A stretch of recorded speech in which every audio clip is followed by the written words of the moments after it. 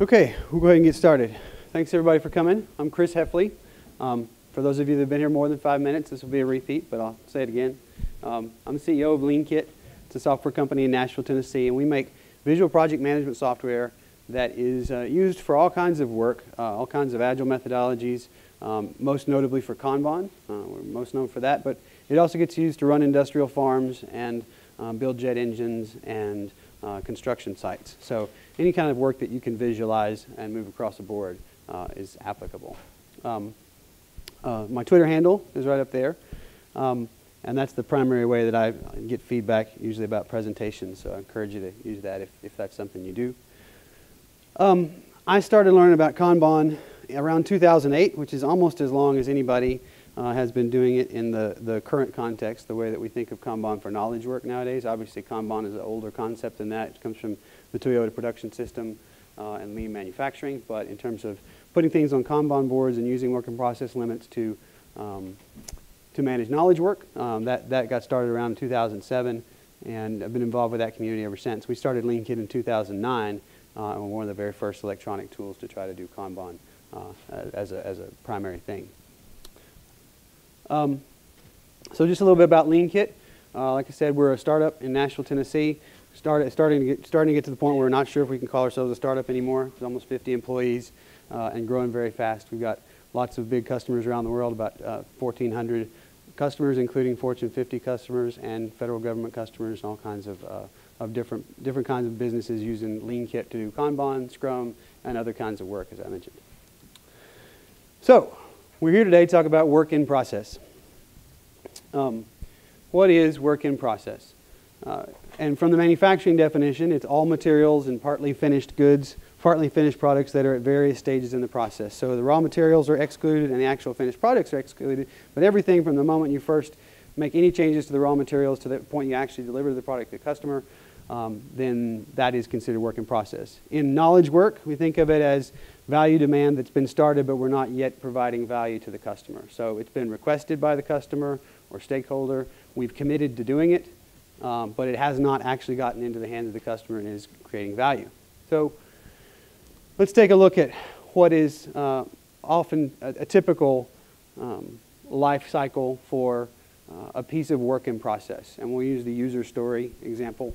Common way of representing knowledge work, especially software development features and things like that. So let's say our total story lead time for a, and I apologize, this is a Gantt chart. I'm normally philosophically opposed to those things, but it's the best way to show what I'm trying to do here. It's the best way to show this dysfunction. So it's perfect. So the total story lead time is about 30 days. So about from the moment the developers start working on it, it's about 30 days until we actually deliver it as a completed user story. Now the first 5 days of that, only about 5 days of that is active development time. After the developers have worked on it, they finish it, it sits and waits for QA, or maybe some of that blocking time might have happened in the middle of this time, but basically we're saying it starts off its life with 5 days of active work and 9 days of sitting and waiting for the next stage, right? Takes a couple days to test it, found some defects, waits 3 days for us to go back and fix it. We spend a couple of days fixing the rework, and then once we've confirmed that it's ready to go, we wait another 8 days before we actually release it into production. So looking at the life cycle then of this piece of work in process, only a small percentage of the time was it actively being worked on compared to how long it was sitting in queues. And this is typical in all kinds of projects, Agile projects included, I would assert. And one of the things that's interesting here, you may have heard, there's a lot of confusion and some misinformation out there about Kanban. And like I said, I've been doing it a long time, so there'll be plenty of time at the end if you guys have any questions about it. But you may have heard that Kanban teams don't do estimates. Well, that's hogwash. But one of the reasons that they got their reputation is understanding this, is the way that we understand this, is that the total time it takes a piece of work to get from start to finish, only about 15% of that, and this is very typical, is actually time the developer spent working on it, writing code. So when we ask a developer to do an estimate, and even if he gets it right, and we work really hard to get those right, you're only getting this much of the real time that matters right? So it doesn't matter if we're very good at estimates. because what really matters is this whole lead time from start to finish. That's one of the reasons that sometimes Kanban teams will choose to stop doing estimates on a lot of the fine-grained tasks, because when you look at it this way, you realize it doesn't matter that much. So, but even this 30-day lead time isn't really the whole story about this piece of work in process and how long it's in process, right? And when it's in process, it's inventory, it has holding cost, it has risk of obsolescence, it's taking out resources and not providing value. So the real story starts way back here when we sat down and wrote that story. We committed to doing this work. We wrote it down, we spent some time analyzing it, understanding it, wrote down what we wanted the requirements to be, and then it sat in the backlog for 25 days until we picked it up and worked on it. And as all too often happens, there's usually some post-work, even after saying we've completed it and released it. So maybe we aren't actually going all the way to production when it's done. We have a release window. We're going to announce these features are coming out next Monday, and we're going to wait 5 days for that to happen. And we have some regression testing, and maybe we have to fix some things, and maybe we have to cycle through again and fix some things after it gets in production. Not ideal, but very typical, right? So the entire time, the life cycle of this piece of work in progress is something like 70 days, right? Also not untypical. And only about 9 days of that were people actually working on it.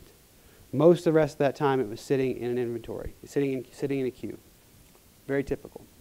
So the key thing to understand is that partially done work has zero value. This is something we got from the lean manufacturing world. It's something that when they realized it, some of them at least changed their accounting methods. What they would do in the past is they would build pre-built sub-assemblies, put things together and store them so that when they're manufacturing goods, they can pull those pre-built sub-assemblies off and just put them in, and they'd already be done. And they put those things on the books as assets for a long time. When we start realizing that this partially done work has zero value, it's really more proper to consider those things as liabilities. They have holding costs, they have moving costs, and they have, again, risk of obsolescence. So partially done work that we've started or committed to but not finished, is taking up our time and resources. They're developing, the longer it sits between the time we define what we want it to be and when we actually deliver it into the hands of the customer, the higher the risk is that we're going to get it wrong. So we like to talk about being agile, and we don't want to have that long period of time where customer asks for something, and say a customer does all the requirements for a big project, the big design up front approach, and we're going to spend then 12 months delivering that. In 12 months, we're going to just release it. It's a very high chance that what we release in 12 months is no longer what they really need. It's what they thought they needed 12 months ago. And so that's one of the things we do in Agile is we try to avoid that problem. We try to shorten that cycle and do it every couple of weeks. But the way it often happens is really still something more like 30, 50, 60, 70 days between the time we define what we want it to do and the time it's actually in the hands of the customer, right? So the risk that we're getting it wrong gets much, much higher in this period of time than if we were shortening that timeline and removing some of those cues. So this is not an in-depth thing about Kanban, but I want to level set a little bit and explain a couple of things about Kanban before we dig into the particulars of work in process. So Kanban is a Japanese word that means basically visual card or signal card. It's a very general term. It got used in the manufacturing world to implement a just-in-time production system. So in the manufacturing world, it would be an actual physical card made out of plastic or paper. And if I'm making assemblies on the line and I've got a bin of parts, there'll be a refill line at that bin of parts. I get to that refill line and I grab a Kanban card and I hang it up on the wall. The guy who makes those parts sees that card, and that's a signal to him to start making more. Not to go get more from the warehouse, but to actually start making more, right? So that's the signaling mechanism that says when there's work to be done, when there's capacity for work to be done. In knowledge work, we started using that sticky notes on a whiteboard, typical visual board like we've all seen before. But the key thing that makes it Kanban, key thing that makes it a signaling system for just-in-time production of all this stuff is the idea that you have explicit work in process limits. And like we're here to talk about, that's it's obvious. It's easy to see the benefits of that. It's a lot harder to actually pull that off. So the other things, there are lots of definitions of Kanban out there. Some of them quite a bit longer than this. But this is what I've done to sort of distill the things that are common about all of them. So you visualize your work and you limit your work in process. You focus on the flow of work. So going back to our Gantt chart example, the flow of work is focusing on the end-to-end life cycle of that work. Not how much activity the developer spent in doing the code. What's really important in my attempts to do improvements to my process is understanding the end-to-end flow of the work and making changes that will help me get that smoother and more consistent. And then continuous improvement is a short term for a large concept. There's actually another Japanese word that goes with that. It's called kaizen. You may have heard that thrown around from time to time. It's a cultural norm for constantly tweaking your process. A lot of it implies using good, solid evidence and business metrics to make decisions and run experiments about whether or not things are going better.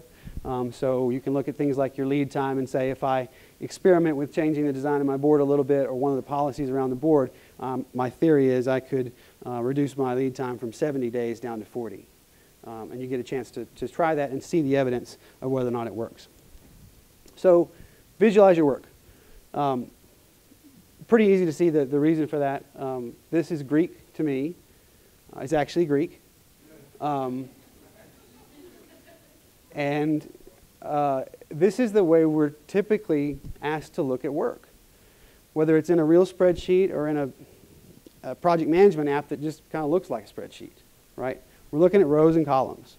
And it's very difficult to somebody who's not already an expert at all that stuff to look at this and understand any of it. And I have to read to understand this, right? So my brain's ability to process visual signals instantly, pictures, is far more advanced than my ability to read, right? So this is the same project. I actually exported this board into a spreadsheet, right? Same project. Now, still can't read any of that because it's still Greek, but I can tell a lot of things just at a glance about this project. I can tell there's some work I haven't started yet. I don't know what that word is, but it probably means I haven't started yet because it's over here. Here's some work I recently finished. Here's about how much I'm currently working on. If I'm taking note of this as a project manager walking up and looking at this for the first time, I see some big ugly red X's that I'm going to go ask somebody about, right? I can look and see who's assigned to work, and I can see if one person looks like they're overloaded. This one's missed its due date. I think probably a red calendar missed its due date. These are things that instinctively I can just take at a glance, and especially once I've taken the time to understand the shared visual language that this board represents, the things that the card colors mean, the little icons mean. I can get a huge amount of information and context without having to read anything and without having to engage the verbal center of the brain. I actually get much more instinctive, much more intuitive sense of how the project is going.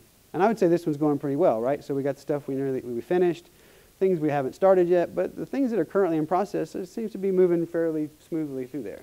So, all right, so let's take a look at how work in process limits work then. So we're going to step through about 9 days of a project that has these steps. Now it's a cross-functional team, so the testers aren't just QA people, the testers are developers too. It's just their turn to be the testers, and if they find bugs, they're supposed to fix the bugs, right? So it's an Agile team, and we have a queue of work that we've said we're going to commit to. And John is the project manager. Every 2 or 3 days, he gets to fill this queue up to 6, or reprioritize and shuffle things around if he wants to. So totally his prerogative, and I don't really care what goes on in that queue as a developer. You'll hear a lot of talk in lean circles about creating a pull system. And the idea is that you limit the system using work in process limits to the capacity that you have for work, and you only pull more work when you have capacity. In every pull system, though, there is a push-pull interface, right? So Toyota does not order 1 carloads of steel from the mill. There's a big batch of stuff that they order, and they schedule it, and you can't just on demand go start mining, right? So this is an example of the push-pull interface in this system. John gets to push information from the backlog onto the board at a regular pace. Now, Stephen and Daniel pick up these first 3 items to develop. They're pair programming, and they get right to work on it, fueled by Mountain Dew. By the end of the first day or the beginning of the second day, they've already finished the first one, so they're very pleased with themselves. And now my job this week is to be the tester, so I've got this work that I can pull now. So I'm pulling story F1, and I'm going to start testing it today. John sees that the queue is nearly empty, and so he buys several more 12 packs of Mountain Dew for Stephen and Daniel and fills the queue again. They finish on day 4, they finish another story, shuffle things up, and begin to push more over into, or I get to pull, as a tester, I get to pull more work into test. And this one is ready to deploy. So Scott's our DevOps guy. He jumps on that and is ready to start deploying story F1 right away, all the way to production on day 5. Now the first defect is getting pulled in process. So Stephen and Daniel, the developers, are working on their first defect. 6 comes along, and let me go back one. Notice what happened here when F2 went across. So F2, at the end of this point, Stephen and Daniel, they're pair programming, but they split up, and they go ahead and pull in some more work, and Stephen says he's going to finish F2, so I'll catch up with you the next day. Right? So that happens, and I start testing F2. But day 5,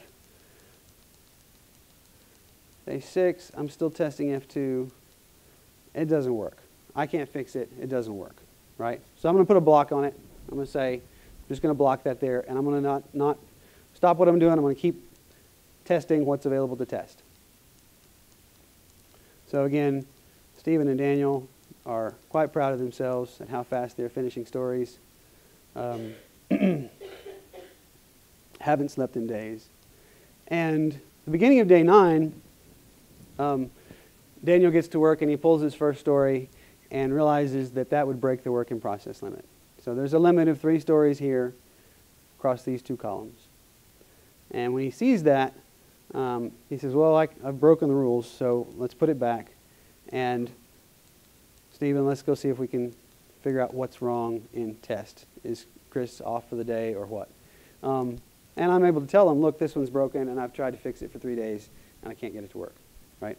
So they jump on that and are able to quickly move it across. Now, quick question, though. If I'm Stephen and Daniel, I go back a little bit, could I have been able to tell that something was wrong? I should have been able to tell that something is wrong before running into the WIP limit, right? If I'm paying attention to the board, I can already see this card's been marked as blocked. It hasn't moved in 3 days, and now there's a full queue for QA. So I can anticipate problems because of the work being visualized, but the work in process limit is there to force the behavior of not starting more work than you can finish, right? So work in process limit. Okay, so we released the logjam in QA. I finished F3 before they finish F2, but they finish F2 by the end of the day, and things start flowing across.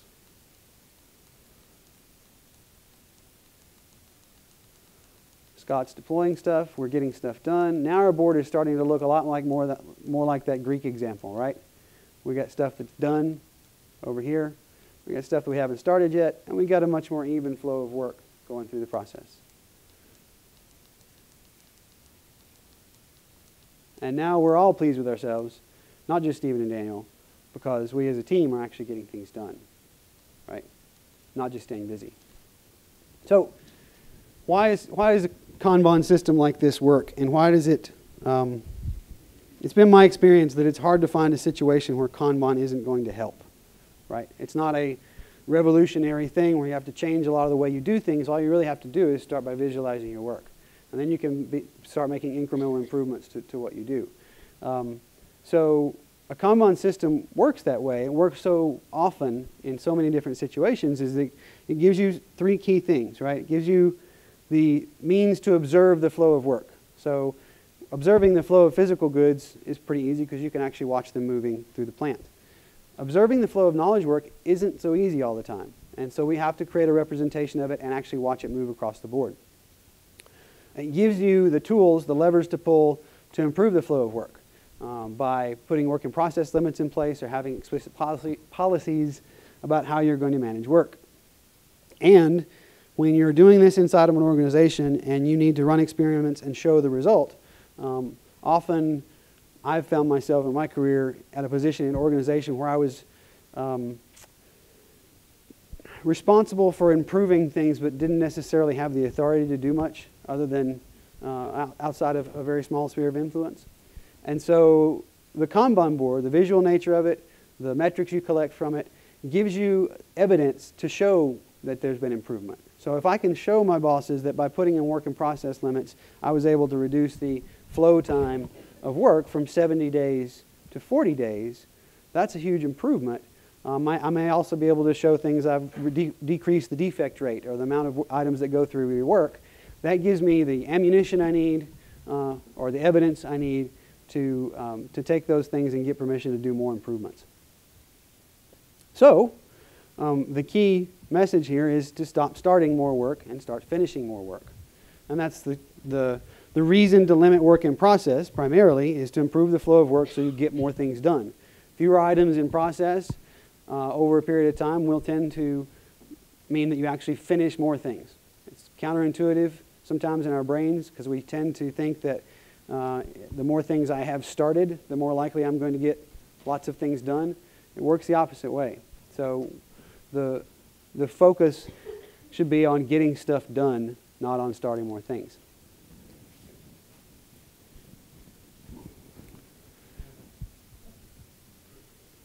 Well, it's harder than that.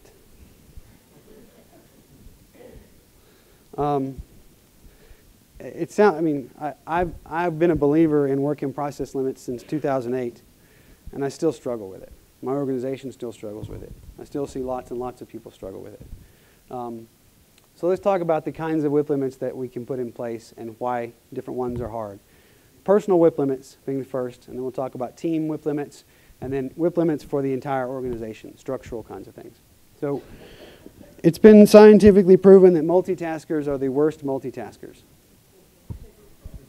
Right? People that self-identify as a multitasker, when graded on how much work they actually finish, do far less work when they're put in multitasking situations than people who identify themselves as not multitaskers. Right? So multitasking is a myth. It doesn't work. There's a lot of cost. You've probably seen this before, but there's cost associated with context switching in your work. How many people are assigned to more than one project at work? Anybody allocated at more than 100% in the system? I got up to 300 once. That's great. It's a good time. So this diagram is basically saying that if you're assigned to one project and you've got 100% of your time working on one project, one task, then that's how much time you get to spend working on the project. If you're assigned to two projects, there's a significant cost to context switching back and forth between, right? So you now only have this much of your energy to devote to each project, and this much, 20% of it or more, gets lost in context switching. So if I'm working on a task, who's a software developer? Anybody? Okay. So as a software developer, it takes me half an hour to get my head into the code. It's an intensive kind of thing, and if I can't just sit down and start typing. I have to work my way into it. And if I have to change and get interrupted many times per day, all this context switching time I'm incurring, it may not take 20 or 30 minutes every time, but it's going to take significantly more time. The more times I'm interrupted and the more times I try to do different things throughout the course of the day, I'm going to lose that productivity time. And according to this research, by the time you get assigned to 4 or 5 projects, almost all of your productive time is lost to context switching, and you actually have very little to give to each project in the long run. Right? So there's a Russian psychologist from the 1920s who noticed this phenomenon that is fairly self-evident, but as humans, when we finish tasks, we tend to get closure, we tend to move on, we tend to forget. And when we don't finish tasks, we don't. We sit and ruminate. They float around in our heads. And they take up existential overhead is a term a fellow named Jim Benson likes to use. He wrote some Kanban books. So when we have lots of work in process, whether we're actually actively working on it or not, we tend to be reserving some mental space to think about it, right? I have run into one place where people think that's a good thing. It's in certain kinds of creative work. So graphic designers, creative directors, like to have multiple things swimming around in their head so that when the muse strikes them for any particular one of them, they can jump on it. So we actually found that they to get optimal productivity, tend to want to have a few things in progress. Not 10, but not 1 or 2 either. A few 4 or 5 kinds of things in progress that they can be thinking about at any one time. So we tend to create an economy in our workplace where we value busyness over getting things done. It comes through in the status reports we ask for, in the questions that we ask people, in the way that we grade people's performance. We ask people in our stand-ups, what did you do today? Or what are you going to do today? What did you do yesterday? I would assert those are the wrong questions for a stand-up meeting. I don't really care. If you want to talk about what you're going to do today, let's do it later, and you can buy me a beer. I want to know what we're going to finish today, right? And we'll get more into what I think the alternative questions could be for a stand-up. And think about somebody who is assigned to 6 or 7 projects and working 60 or 70 hours a week. And they may not actually be getting anything done, but we applaud them for working so hard, right? We can't criticize them because they're already working 60 or 70 hours a week, and it doesn't really matter if they haven't finished anything in weeks. They're working really hard, right? And you know, it's easy to see that and chuckle, but it's really hard to not do it. It's hard to not do it myself, right? My own personal working process, all the things that I've got to do between work and home, and all the things that I have started and not finished. This is a constant struggle for almost everybody. So that's personal working process limits. And in order for this to work well in an organizational context, you have to have the cultural bent towards people having personal working process limits and team working process limits. Because if you try to do working process limits at the team and people aren't buying into that at the personal level, you will struggle. And I'll show you some examples of that in a minute. So managing your team with limits. So this is at the team level, say a development team, project team. The primary reason to put WIP limits in place here is to improve flow. So for personal WIP limits, it's to increase your productivity, your quality of life, maybe add years onto your life because you're less stressed. But here the reason is I want to get more things done. I want the team to finish more things. The challenges that will come up when you're trying to put work in process limits here have to do with variability. So in most knowledge work, there's a considerable amount of variability. Some things take longer than others. I used this is another estimates story, but I've seen research that says if you do like the 1, 2, 3, 4, 5 story points kind of thing, is that statistically with enough data points, there's almost zero difference between what people think is a 1 and what people think is a 5. A lot of the things that I think are 5s turn out to be no big deal. And a lot of the things that I thought were no big deal turn out to be big, hairy, stinking deals, right? So variability is a challenge because you start putting work in process limits in place and you run into one of those big, hairy, stinking deals and suddenly it's taking up all your WIP and it won't get out, right? And so you will have to be disciplined about keeping your work in process limits in place when you get into those things. There are constraints that we have to deal with. Who is lucky enough to really have a real cross-functional team? And who's got to use shared resource departments? QA department, graphic design department, server services, infrastructure, database administrators. These are constraints. Now, we can do our best to minimize those and optimize our system to handle those, but when you start running into constraints that say, because the QA department is overloaded with my stuff and other people's stuff, my WIP limits would be violated. I can't keep going. I can't keep stacking up work, right? And then people disregarding the team WIP limits because they haven't bought into the personal WIP limits as well. So those constraints and that variability are the rocks on the bottom of the stream. And when there is enough water in a stream, it tends to flow nice and smoothly and flat. But when you start reducing the water level, it becomes more and more turbulent. And the lower down you go, the more likely you are to hit those rocks. So when you start reducing your total amount of work in process, it's not that those constraints in your system are not there. They're there. and they're causing turbulence in your work in process. You just don't see it from the top, right? You start reducing the amount of work in process, and you will not be able to avoid or ignore those constraints, those problems in your system for doing work. So the challenge there is to see it as a system and spend our time addressing those constraints.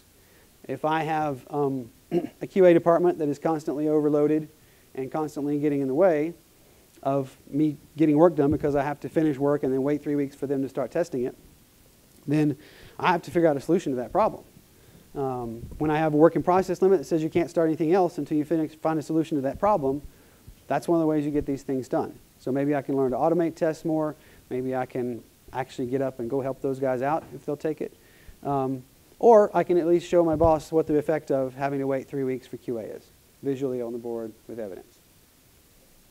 And this is from Mary Poppindick's book, which is excellent. Definitely recommend implementing lean software development. So people will resist work in process limits. And people that haven't bought into it at the personal WIP limit will resist it at the team level. And there's a few different kinds of personalities here. You'll get the people that want to hoard as much work as possible. It somehow makes them feel warm and cozy, like they have friends. And they want to be involved in everything. And then there's the guy who thinks he's the best at doing to-do lists. I mean, this guy gets up and creates a frenzied to-do list every morning and, again, drinks Mountain Dew all day and tries to knock it all out. We've probably all met this guy, don't move his cheese. And I've been guilty of this one quite a few times myself. Because I'm already in here, I might as well do this other stuff too. And if it was just me, my own personal project, yeah, it's no big deal. But when I've got team members depending on me, and we're all trying to get work done together, then my choice to scope creep affects the team's ability to deliver. There's the people that like to do the big reveal at the end. They don't want to show you what they're working on until it's done. And then ta-da! There's the lone wolf guy who has this thing that he doesn't need any help. He doesn't want your help. And you probably wouldn't understand what he was doing anyway. And I've been this guy once before when I was a younger man. Didn't really care what your policies were. And then there's the people that just the sunny disposition that thinks everything is possible, a great new idea. Let me just dump some more work in process on your plate. Wasn't this a great idea that I had in the shower this morning? So people will resist for their own reasons, for their own personality types, and we're all susceptible in one way or another to those things. So at the team level, so I'll come back to the team level in just a minute. The third kind of work in process limits, which I think are probably the hardest to actually pull off, are organizational and structural work in process limits. So not just the team, but the entire department, or the entire company, or the entire business unit. Can we define what our real capacity is to complete things and limit our work in process to that? Why would you do that? Obviously, it's better to finish 3 projects than to start 8 and finish 1. At least, I think it is. You get a clear focus. You end up limiting your options to increase the chance of you actually achieving your goals at an organizational level. To make it work, you have to spend time limiting your options. You have to be okay with saying, nope, we're not even going to start that. There is a sense of comfort from having started something. People who have a stake in that appreciate that you started their project, right? And they don't necessarily want to hear that because I couldn't finish it, I'm not going to start it until after I finish these other things. But the other thing is the systems thinking approach. So I haven't mentioned systems thinking yet, but conceptually, it's the idea that we look at the system as a whole. So in that organization where I've got a development team and a QA department and a customer and an internal customer and an external customer, I need to view all of that as one system. It's all interconnected, right? And it does not matter what any individual part of the system is optimized to do. What matters is the ability of the entire system to deliver what its goal is to deliver, right? So it doesn't matter if Daniel and Steven are kick-ass developers and really love knocking stuff out, if we can't actually get those features into the hands of customers. And even more, if we get those features into production but our customers don't know how to use them or don't know that they're there, that's a failure of the system. The moment I stop looking at the system from end to end, I start running the risk of optimizing something that or sub-optimizing something smaller that doesn't really make a difference in the ability of the system to deliver. And then watching out for hidden work in process. This pops up all the time at all levels. In fact, it's one of the stand-up questions, the stand-up meeting questions I ask people to do is there any hidden work in process? But at an organizational level, it creeps out of every crack and crevice. It's anybody who has a good idea. I'm guilty of it. I'm the CEO. I'll come walking in and having a great idea, and we should think about this. And somebody will hear that and go, well, Chris said, and they just start on it, right? Whether I actually meant for them to do that or not. And so it happens for all kinds of reasons in an organization. So a little story about how we tackled that at LeanKit. A while back, we had a realization and a bit of embarrassment when we realized that every team in the entire company had a Kanban board except for the executive team. And we each were participating in other Kanban boards. The marketing team had a Kanban board, and development teams had Kanban boards, but we didn't have one for ourselves. We weren't limiting our WIP at an organizational level at all. And it took us about 6 months of just trying to figure out what all our WIP was. So getting the first step of visualizing your WIP and getting it all on the board, that took a long time before we were even really ready to start limiting our WIP, because it took us that long to figure out what all we're doing. We started realizing in some departments we have so much ongoing operational work that there's only just a tiny sliver of available capacity for any kind of projects, right? And we looked at some of the projects that we were doing and realized that, yeah, they all have to be done, but I can immediately get value by getting this one done, and if that means I put off the start of this one until later, the end date for getting them all done is not really going to change, but I'm actually going to start adding incremental value by getting the smaller ones done sooner. So we sat down and went through that. We made really hard decisions about delaying projects, putting them off, stopping work that was currently in process. That's a hard thing to tell people. Hey, your project, it's like coming in and saying, hey, your project's been canceled. It's not really canceled, but I want you to stop doing all work on it because we're doing this other thing. People start wondering if they're going to get laid off, and they're like, no, we just want you to focus on this other thing, right? So this has been transformative for us. It lets us focus on a much smaller number of things.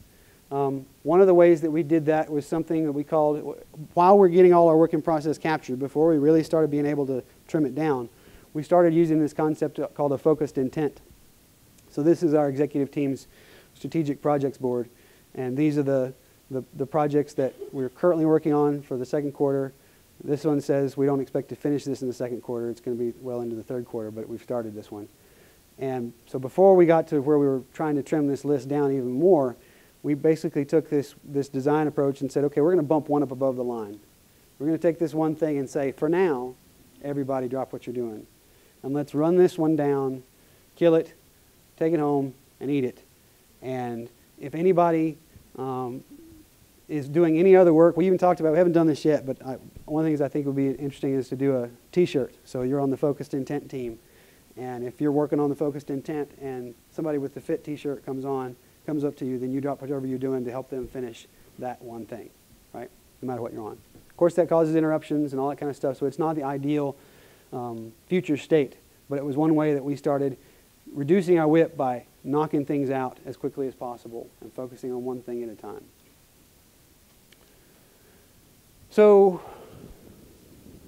another thing that we're doing is changing the questions that we ask. Like I said before, the questions that we ask in the stand-up we'd already changed, but other things, like I had a daily or a weekly sort of heartbeat email that went out and said, what are you working on this week? Just a friendly thing. Everybody replies, and everybody gets to see a little summary of what everybody else is working on. Makes everybody feel connected. And when I realized what I had done, it was kind of like a head-slapping moment. It's like I'm reinforcing that busyness thing. I'm asking people, what are you working on? And it makes them feel good to list off a long list of things that they're working on. But that is not the cultural value that we actually want to impress upon people. And so the question has changed now to, what have you finished recently?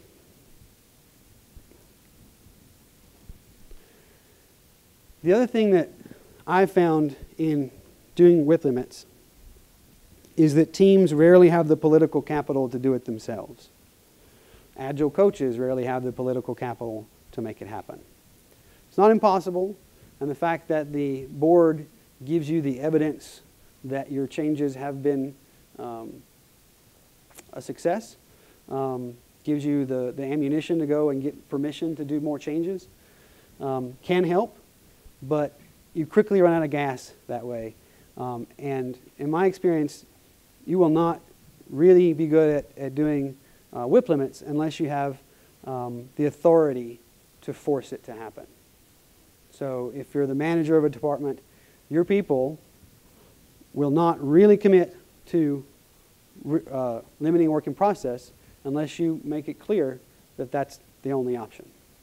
You can't break the WIP limits.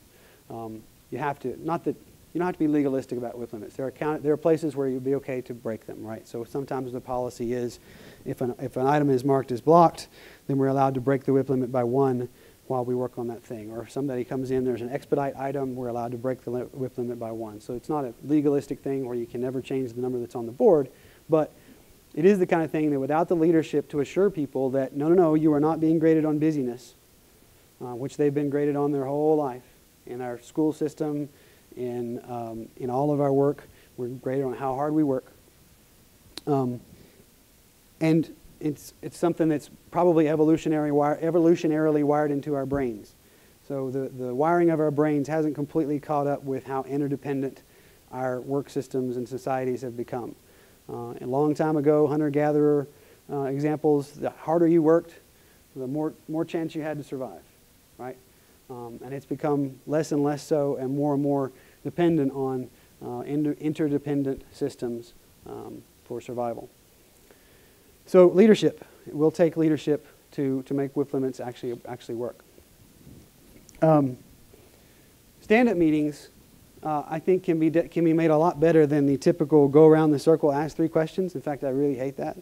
I worked with one company that people would nod off during those things, and so they had a practice of everybody who's not talking in the stand-up meeting has to strike a yoga pose and hold it. So you go around the circle and everybody mumbles, yesterday I did this, and today I'll probably do that, and your turn passes, and then you realize, I forgot this thing that I did yesterday, and you got to say that again, right? So what value are we getting out of that, honestly, other than getting together once a day and being in front of each other? So I think we should do different questions. First of all, realize that all work is a team's work. I don't care, again, what John or Stephen or Daniel did today or is going to do tomorrow. What I care about is the system. The system I care about right now is my team. My team's goal is to be able to deliver finished stories right now, right? So what I care about in my stand-up meeting is this team well positioned to deliver on its goals? Are we actually going to deliver stories? And so we start the stand-up meeting by standing over here and asking, are we going to get these done today? And Scott says, maybe.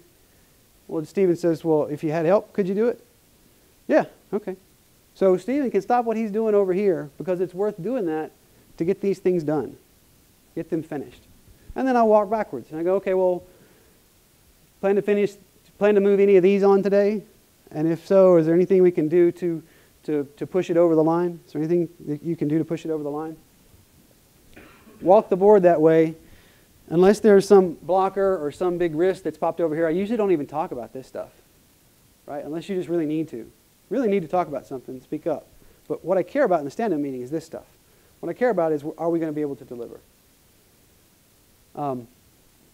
There are some guidelines for how you pull work in a Kanban system. And the first thing you should ask is, can I finish something or help somebody else finish something? So when you're ready to do some more work and you don't have anything on your plate, you're ready to pull the next story card, before you do that, you should ask, is there something I can finish or help somebody else finish? Because that's more valuable than me starting on something every single time, right? If not, then can I just take a glance at the board and see if there's any problems that I can see forming? Bottlenecks, problems with flow. So if Daniel and Stephen had done that on day 5 of our example, they wouldn't have had to wait until they hit the WIP limit. They would have known something was wrong with that story that didn't pass the test, and they could have jumped on that before pulling more work and creating at least somewhat of a bottleneck that had to be cleared, right? And finally, if I have capacity, if the WIP limits will let me, I'll pull the next story card in. And if they won't, then there's some other problem that I did miss that I missed in step 2, right? There was some problem with flow that I didn't see. So these are the questions we ask in our stand-up meetings, and this is the understanding that we enter the meeting with, is that all work is the team's work. It may be true that I'm the only person on the team that knows how to do this work, but it's still the team's work. And they still care very much about whether or not the story gets done, and less about what I'm going to do today, what I did yesterday. Okay, so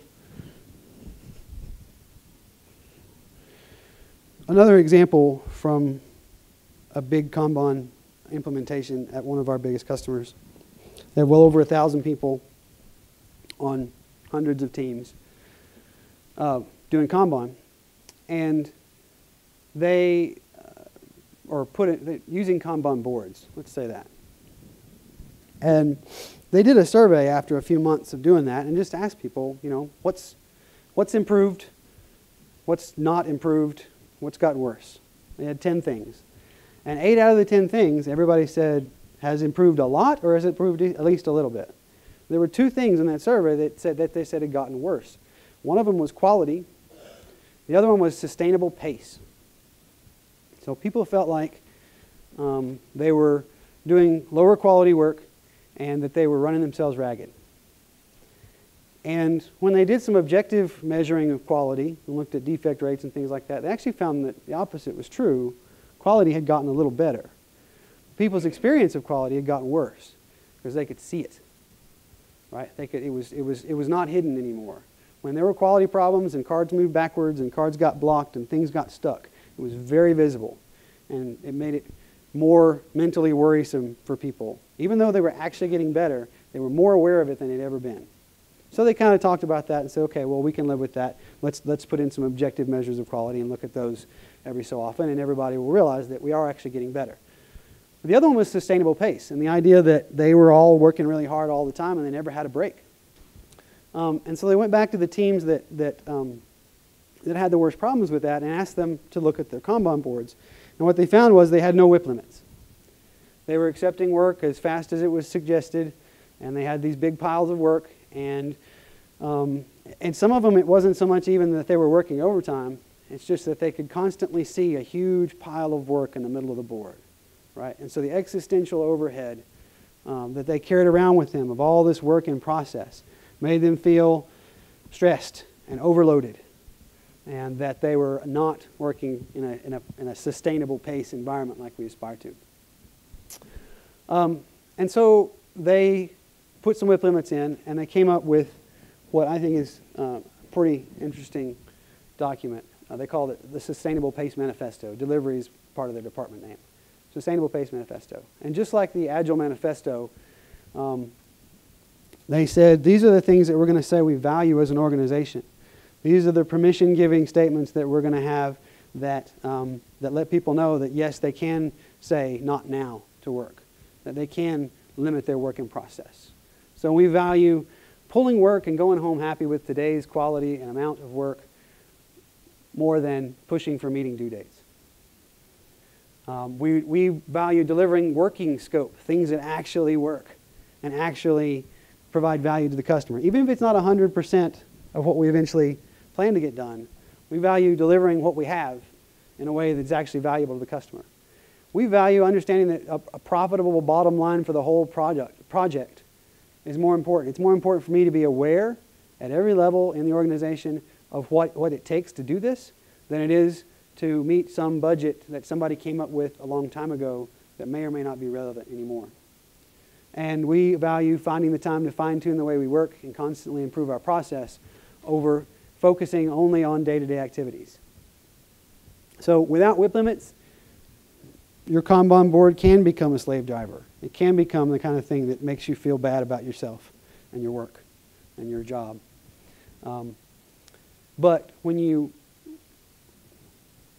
limit your working process, you focus on the flow of work, and you invite people to be continuously improving the process based on really understanding the real goals of the team, of the system, whatever your system is, team, department, organization, and focusing on improving the system in ways that help us deliver those end goals, as opposed to trying to get more productivity out of my particular level of busyness, then you can actually achieve a sustainable pace. Some resources I highly suggest, and these are all quite short. This is a little booklet, actually. It's called Stop Starting, Start Finishing. It's a great way. I mentioned that you have to have leadership to really do WIP limits well. So one of the things that I think is important when you go into an organization, you start putting Kanban boards on the wall, there comes a time you're going to need to convince your management, your leadership, that this is valuable. Things like this are easily digestible and makes a great case for limiting work in process. This one, who's in a DevOps role or IT operations kind of role? So this is the best business book I've read in many years. Has anybody read The Goal? Eli Goldratt? This is kind of like The Goal for a DevOps team. It's a fable. It's a fictional account of a fictional company, and when I read it, I thought that they had just changed the names of a place that I used to work, and I think a lot of you will think the same thing. And it talks about, you know, the tremendous demands on an operations team, the constant stream of incoming demand, and how by limiting your working process and visualizing your work, you can really improve the way your DevOps organization works. And I think the messages in here apply to any IT organization. I think your development teams would actually love reading this too, because it's easy to make the mental connection between why this is better and how that could apply in development. This one is not available yet, so you just have to wait. I read it. It will be released in 2 or 3 weeks, and you can find it at this web address, moduscooperandi.com. Jim Benson is a co-author of a book called Personal Kanban, which is also a good one. It's a great examination of the personal WIP kind of problems that we talked about. But this one is another one that I would give to my boss. This is another one that I would use to convince leadership that limiting work in process is worthwhile. And finally, this one is co-written by me and Liz Llewellyn. It's actually available at the table and at leankit.com through the blog links, and there's a whole bunch of other recorded webinars and things like that at leankit.com on the blog. This is a workbook that you can sit down with your team and say, okay, this day we're going to go through these exercises, and by the end of the day we'll have built our first Kanban board. And we're going to work these exercises for the next 2 weeks, and then we're going to have another session where we sit down and look at the types of work and the priority of work and the source of demand and all the different rules that can go with that. So it leads you through, over the course of a couple of months, getting a team started with Kanban in an evolutionary, fairly painless way that should be able to lead you to incremental improvements all along the way. That's one of the greatest things I love about Kanban, is I do not have to wait until I'm good at it to start getting better, right? It's a way to get, my experience with trying to get organizations to be agile is that we're not particularly agile in the way that we go about doing that. We tend to tell them you've got to adopt all of this stuff up front. You've got to change your roles and your job titles, and you've got to get everybody to agree on all these things differently, and things are going to get worse before they get better, I guarantee it. But someday, when you've done your homework and paid your dues and you're really good at it, things will be better, trust me. And sometimes they are. And there's a lot of value in the end state of being agile. Kanban, in my opinion, is a way to get more agile a little bit at a time without incurring a lot of the pain of making big changes and seeing things get worse before they get better. Any questions?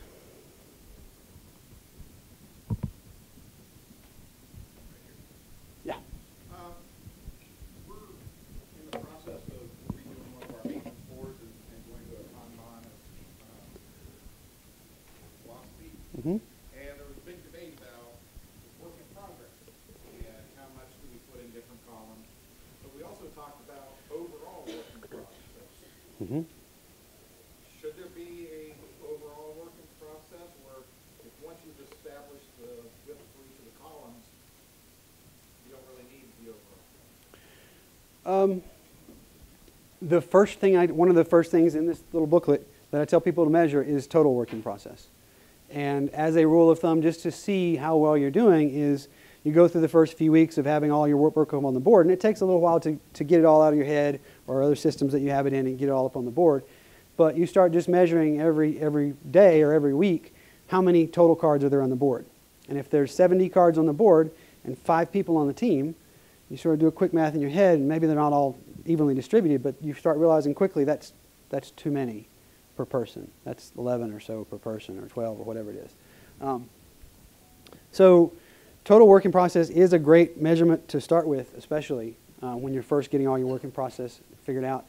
As you fine-tune the system, I think you're probably right. It will become less important and less paramount, because you'll have found the bottlenecks in the system and reduced work in process around the bottlenecks, so that the entire system flows at the pace of the bottlenecks. And then you can turn your attention to improving the rate of flow through the bottlenecks. But it's so shorten the answer. Yes, at first, definitely look at overall work in process, and you're probably right. It will become less important as you fine-tune the system more and get more specific about work in process limits. Yes, sir. Yeah.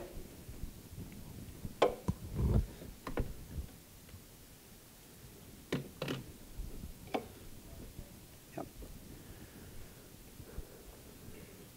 Did you? Yeah. When I've shared with others that we're using a Scrum methodology and then that we will do a sprint backlog, and then this week of colleague comments, oh, well, you're really not doing two full, because what you're doing is you're pushing, you're putting things out there, and I maintain that we'll do a sprint backlog, and yet we'll still pull those items across.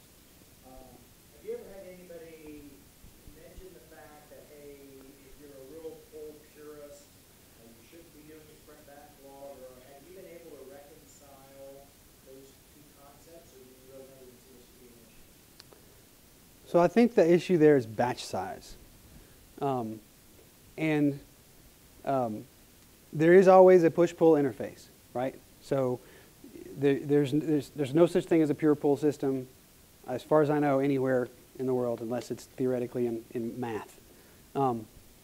So you are going to have to create a batch of work that you're going to decide we're going to tackle this. And how big that batch of work is part of what defines how long things are in their total cycle time. So if in the sprint backlog example, how long are your sprints? 2 weeks? 30 days. Okay, so defining 30 days worth of work up ahead, I would contend, might be too big a batch size. So I would experiment with creating 4 sprint backlogs or 2 sprint backlogs, right? So you create one for the first 2 weeks or one for the first week, whatever, and you refill your sprint backlog, your mini backlog, on a more often, so that if you define it all up front in 30 days, the risk of some of it being obsolete or understanding of it have changed since you defined it goes up. And it's not a huge risk. It's only 30 days, right? But you may be able to see increased performance of the system by reducing that and filling it more often. That's what I would say. Yes, ma'am. A couple of things that are related. When you had, at the very beginning, and you were showing like feature and then you had the defect, I'm assuming the defect part was just regular incidents that are going to happen that the team has to deal with that might not be associated to their project, right? Is that what you meant by the defect story? Yeah, it could be a different project, or it could be just a bug that got into production. Okay. that we're saying, well, we released this feature months ago, but we found a bug in it today, so we're just going to put a card in for it and move it across the board like normal. Okay. Then given that, that's what I thought that was. When you get a task that's all the way over into test and it's in process in test, and like the example of, we found that this is broken, it's Mhm. not working. Do you ever take that story or create kind of a smaller story, whatever, at least for the board, and put it back to in process, because I didn't see that happen over there, to show that that's still, the developers got to be working on that. Right. That's a great question. And it's one that comes up almost every time we start talking about Kanban. And the answer is it depends. Your team can choose to do it in multiple different ways. So the way that this team chose to do it was, if something is not going to pass the test and has to have work done on it, I'm going to stay right where it is. I'm going to have it continue to contribute to the WIP limit here. I'm going to mark it as blocked, and I'm not going to move anything until I've finished that. I've seen some teams take the stop the line approach. In the Toyota plants, they actually have, we call them andon cords, and any worker who spots a quality problem about to happen or in progress can reach up and pull one of these cords, and it actually stops the whole production line. And sometimes sirens go off and all kinds of stuff. So I've seen development teams will do that. Somebody finds a bug, finds a defect, and they put a blocker on it, and that email, if you're doing an electronic system, that email goes out and says, so-and-so marked this card as blocked. People actually get up and walk over to the desk and fix it right then. It's a great way to do it if it works with your culture. Another way to do it is where people take that thing and they actually move it backwards. And they move it into the top of the development queue and say, okay, developers, stop what you're doing and work on this. Some people take it and move it backwards to the bottom of the development queue and say, okay, when you finish what you're currently working on, pick this up. Some people will take it and throw it all the way back to the backlog and say, the next time we replenish the ready queue, we'll decide if we're going to work on this or not. So it's one of those things where you experiment with your team about how you want to try to do it. Talk with the team and say, we can change this policy, but let's decide how we want to do it. Let's decide which one of these approaches we're going to take. And if you don't like it, you can always change it. So I think some of the most disciplined, high-performing teams will take the stop-the-line approach. And then sometimes larger teams that have a little more bureaucracy will tend way towards the other end of, let's move it all the way back out of the flow and start it and put it back in a queue over here. Doesn't mean it's bad, it's just which is appropriate for your situation. Yes, sir. Chris, thank you very much for your talk today. I've heard your talk before and really liked it. Thanks. So it's not advertising, but if you haven't seen the talk, check it out. Thank you. I think there's an elephant in the room here that I think needs to be called out, because we can talk a lot about the details about how Kanban works and how you get the flows work. But I'm really passionate about this issue. And I found that when I work with teams, this is the number one thing that keeps me awake at night. Well, I'm worried about whether or not a team is going to succeed or not going to succeed. Because usually the work in progress and the team is overloaded, it's really insidious because it can affect all sorts of different aspects of the team. And you can't really tell until you trace it back and you find out it's because there's too much work in progress. We can't tell if we're predictable or not because there's too much work in progress. We can't be scalable because we have too many people working on too many different things and they can't share knowledge. So information silos get created because there's too much work in process. Yep. And one of the things that I feel like the pattern that I've seen over and over again is that this comes from dysfunction above the team. That is leadership and in executive ranks. And you didn't really talk about it. You kind of touched on that. But I think really that there needs to be some strategies to be able to get management, senior leadership, and executives to begin to understand the impact that this has on their business in a way that's meaningful to them. And I don't always know that having the numbers and the metrics off of the board really help them, because these are old school people and they tend to want to manage by activity, knowing what statuses are, knowing what happens. Do you have any recommendations for how to communicate with folks at that level so that they understand what impact this is having on their organization's ability to respond quickly to market? Yes, and thanks for bringing that up. It's, I think the things that you can get from the evidence on the board is a limited scope, right? So you can get permission to do a limited amount of improvement. You may get the ear of somebody who says, you know what, I believe in this kid, I'm going to follow him, we're going to try this thing. But usually it's going to take a crisis. The story in the Phoenix Project book is about a company that's in crisis, and they have got to figure out a solution to their problem.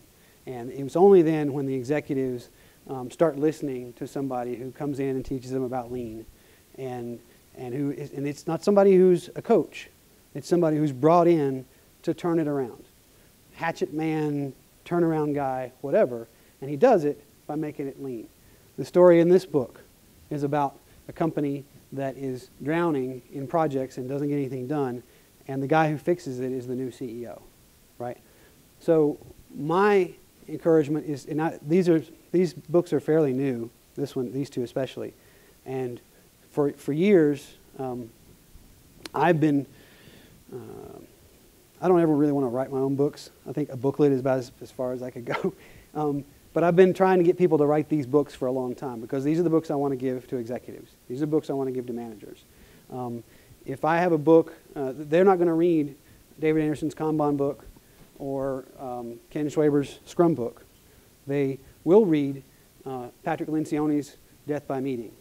And they will read small, easily digestible, written for them business books.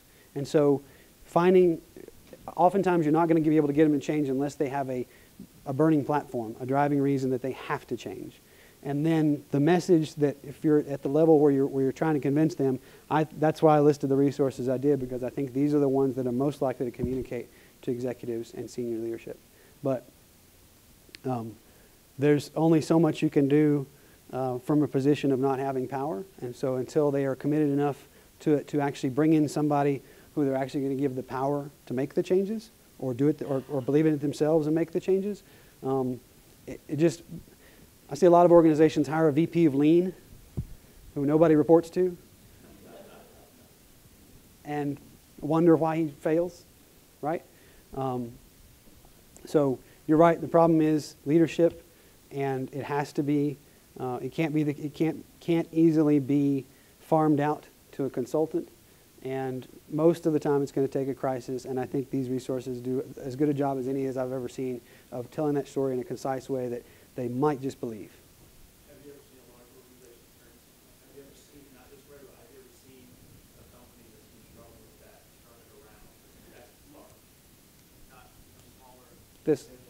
This one. This is a big company, 1,600 people in this department, struggling with delivering the things that they had promised their customers to deliver. They had way too many projects. They'd been having some great success, but their success had bred all this new demand, and they were failing. And so they came in and said, they ended up, they put somebody in charge of it and said, you're in charge of the department. She made a call to somebody she used to work with and said, come help me turn this thing around. And they did this. So it can happen. I do think it's probably pretty rare. But hopefully we can make it less rare. So thanks.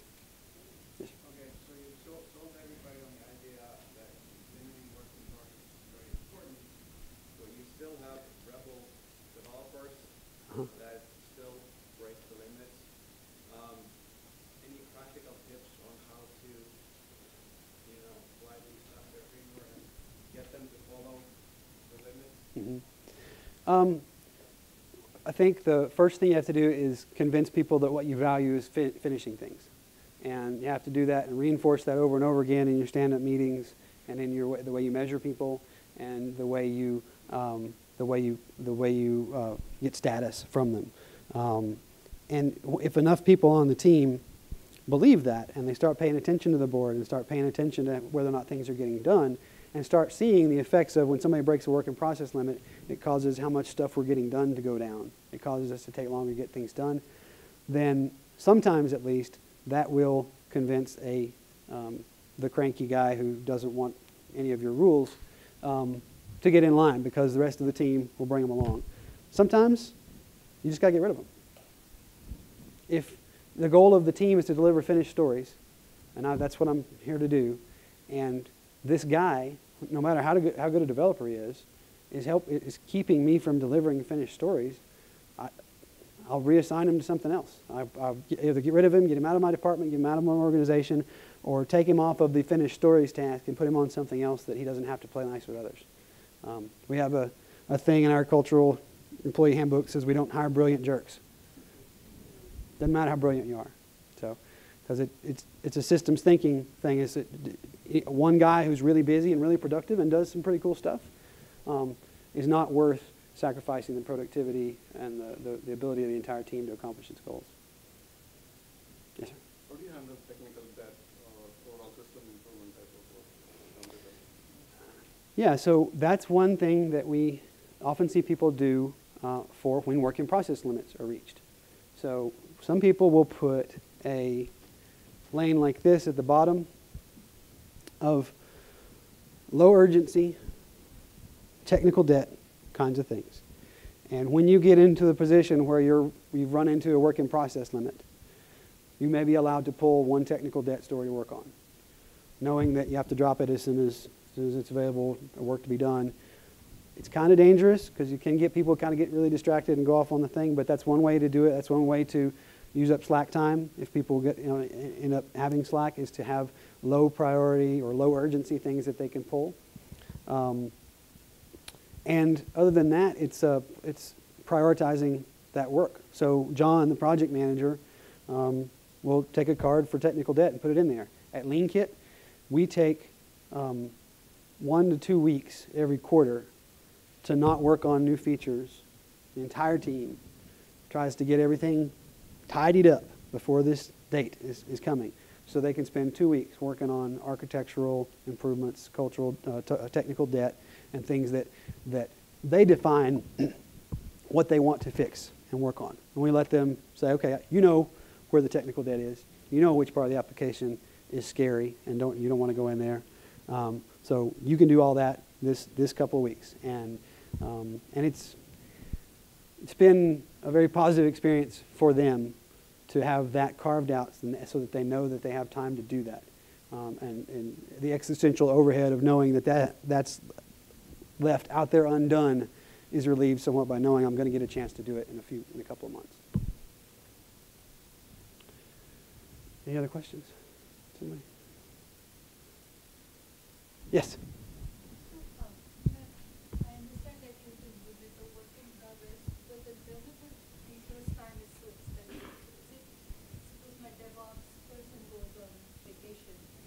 Is it a good practice in that case to still limit the work for the developers, or is it the best practice to put the software on the shelf? That's a good question. So best case in an Agile world is you have a cross-functional enough team that the one DevOps guy is not the only guy who knows how to deploy to production, right?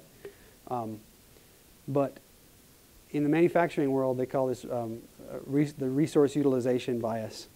And in the book, The Goal, they talk about this brand new fancy laser cutting machine that they bought. And it's really important that they keep this thing running at 100% capacity all the time, because in the accounting for this, it's based on uptime hours. And what they found was that doing that, keeping this resource utilized all the time, was causing big bottlenecks and causing them to get things done less quickly. Your developer's salary is sunk cost. You're going to pay it no matter what, right? And so if having them sit idle is going to help your team deliver more stories, then that's the right choice. Now, we have a team that's the user experience and design team. And they can design things faster than the developers can build them. And so we do build up, as a regular course of business, a somewhat of a backlog of design work. And right now we're redesigning the front of the card in Lean Kit. We don't actually plan to start that work for a few months.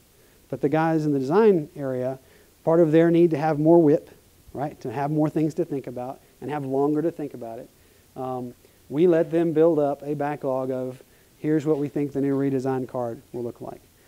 We sort of stop that work before it's 100% finished, because we know when we actually get to it, we're going to have to revisit it and kind of polish it off. But we let them go through that ideation phase and the initial mock-up phase and all that kind of stuff and build up a backlog of stuff. So like the answer to all these things is, it depends. Is it going to help you accomplish your team's goals by saying no, sit idle? And if you turn out, you can experiment with it. If this happens, and you say, okay, we're gonna put a limited amount on the shelf, and we're gonna let them stack up some things that are ready to deploy later. And you can measure that. You can measure how long things took. You can measure the quality you got out of it. And 6 months from now, when Scott goes on vacation again, you can decide whether you want to do that again or not. You can decide whether or not your team can handle it, or whether you should do other things and spend those 2 weeks doing architectural improvements instead. Make sense? Any more questions? Yes, sir. Yes, I will. I will post them via Twitter, and use the conference hashtag. Yeah. Can you hit on how you go about establishing the weight limits and sort of tweaking them as you go?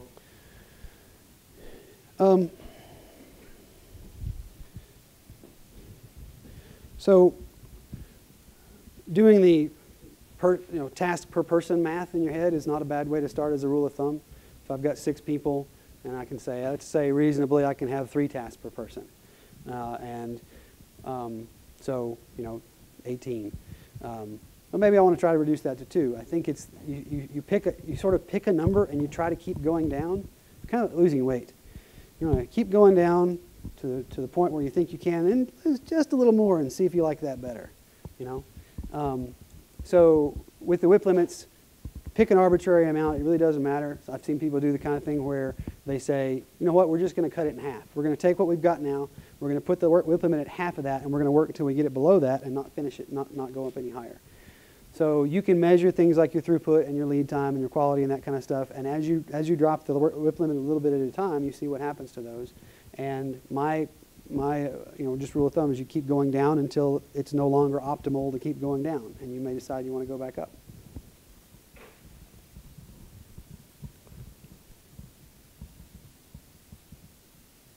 Anybody in the back? I can't really see very well because of the light's in my eyes, but okay.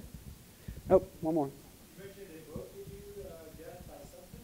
Oh, Death by Meeting. It's Patrick Lencioni. It's called Death by Meeting. It's a short leadership fable. He's got a whole series of those. If you don't know Patrick Lencioni's books, you should definitely check them out. Your boss or your boss's boss definitely knows them. If you ever, business school graduates all have to read them all kind of stuff. So I'll be at the conference for much of the rest of the afternoon. If you guys want to talk more questions, come out and see me at the Lean Kit booth. Thanks a lot for staying around and asking so many questions.